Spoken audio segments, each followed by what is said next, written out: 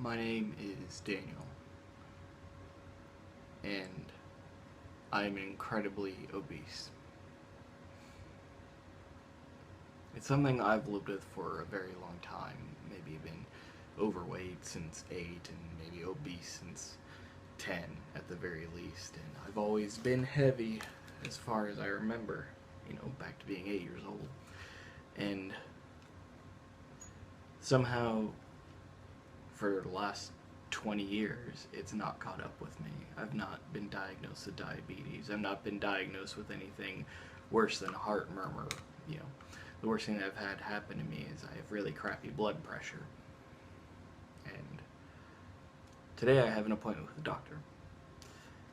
And I'm absolutely terrified of what's going to happen and what the doctor is going to say. And I know the main thing they're going to say is lose weight, and I'm really scared that this time they're going to say, if you don't lose weight, you're going to die. In the last couple years, that's meant a lot more significance. I went through a lot of my life in, bad relationships or what have you, or just being depressed and alone. And at that time, I could gain or lose as much weight as I wanted and it didn't mean anything. And now I'm engaged. I'm getting married in October, and it's different. It's scary. Knowing that my fiance, who's going to be my wife, is going to be depending on me. And she's obviously fine with the way I am, but I'm scared that I won't be able to take care of her at some point. That at some point that I'm going to die, and I'm going to die in a stupid way for something that's obviously preventable, because I really like food and I really dislike cardio. I'm hoping that in this video, and hopefully in a series of videos, that I can hopefully hold myself a bit more publicly accountable and maybe actually lose a little bit of weight and keep it off this time. So, follow-up.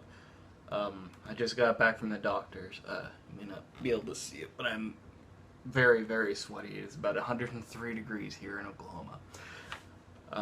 So, had my first visit with Dr. Pasnoviak. It was the first time I'd been to a family doctor in the last 15 years. I honestly haven't been to a regular doctor since I was, pretty little with the military and had constant insurance. But, now that I'm fully gainfully employed, I've got insurance. So I get to go to these sorts of things now.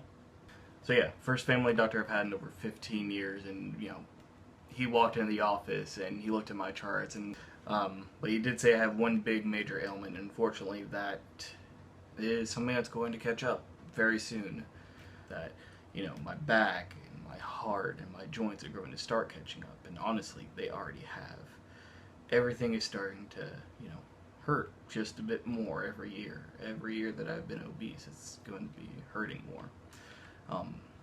As far as the doctor himself goes, he's very good. He's very strict.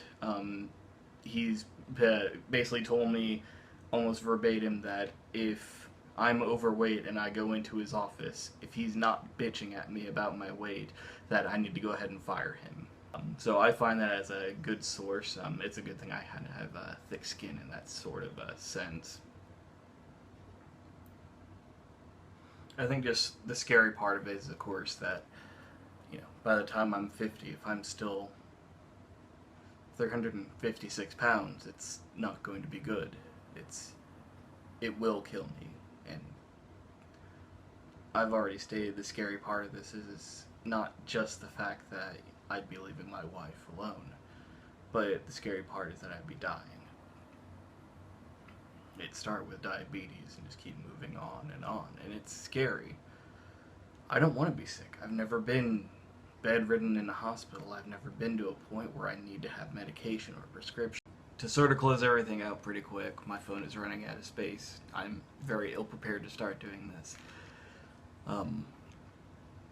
The doctor has given me a 10-day journal to start writing down everything that I eat. basically says, don't change your diet habits yet. We need to find out what you're doing first, or what you're doing wrong first.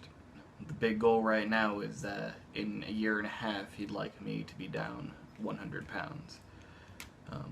So my hope is in a year and a half, I'll be at 256, which is still not a great weight for me to be at for my height, but it's enough to start.